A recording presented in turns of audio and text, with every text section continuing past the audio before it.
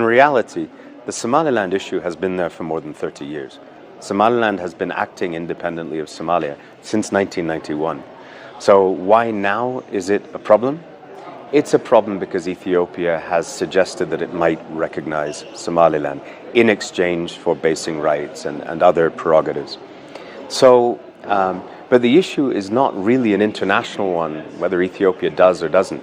Ethiopia has been Somaliland's closest partner for over 2 decades. So that hasn't changed either. It's the political issue of recognition and Somalia choosing to make this about Ethiopia and not about Somaliland. The recognition of states is a sovereign prerogative of other states. Unless they're interfering in the internal affairs of another state through what's called premature recognition. In this case, Somaliland has existed as a fact for more than 30 years. Somalia was a failed state. The federal government in Mogadishu is still very weak and relies on foreign troops even for its survival. So I don't think the argument of premature recognition can apply here. So in other words, Ethiopia's actions are entirely legal. The challenge is a political one and a diplomatic one, not a legal one. Whether it's a referendum or not a referendum, they need a process that is recognized by the international community to move them from the category of a de facto country to a de jure country. And I'm sure you understand the difference, and I think most of the viewers do as well. Because right now, as you said, Somaliland is a functioning state.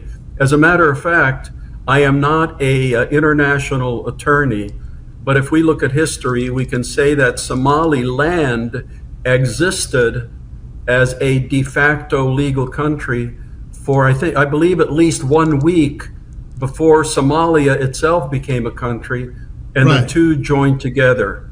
So what I'm getting at is it is way past time to have some kind of an international process that could put that international stamp of approval on Somaliland to say that, okay, now you are a de jure state. You're welcome to join the Africa Union. You're welcome to join the United Nations.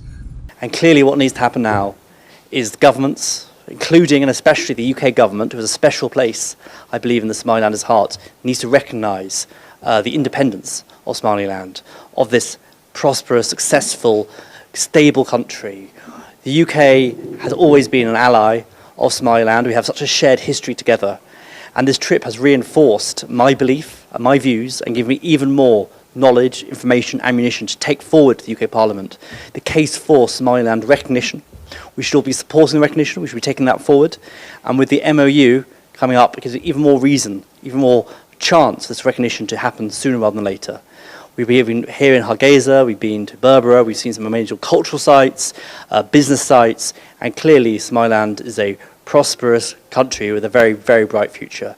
But it is our responsibility from the UK, as part of the delegation, to take that message home with us, and help you get the recognition that you so need and so wonderfully deserve. So everything that we can do, we will do. So I thank everyone in Somaliland for the warm, hospitable reception we've given you. And we are your friends. We will always be your friends. And hopefully we'll be brothers in arms in the Commonwealth when you are recognised an independent country. 1960, Somaliland was a former British protectorate. It gained its independence before the former Somali Italiana, the Italian trust territory, did, and was recognized by numerous countries as an independent country. So I think it's reality, and it will happen sooner rather than later. Yet here in Somaliland, this is the beacon of hope and light. This is the beacon to show your neighbours as to how things should be done. And this should be rewarded by the international community. This should be recognised, as Somaliland should also be recognised. In theory, Somaliland looks like any other country. Le 1er janvier dernier, le Somaliland et l'Éthiopie ont signé 소말릴랜드를 정식 Somaliland's coast. du Somaliland 소말릴랜드를 에티오피아가 Somaliland of Somaliland. Somaliland déclare Somaliland Somaliland du Somaliland. And what is Somaliland? Oh, Somaliland.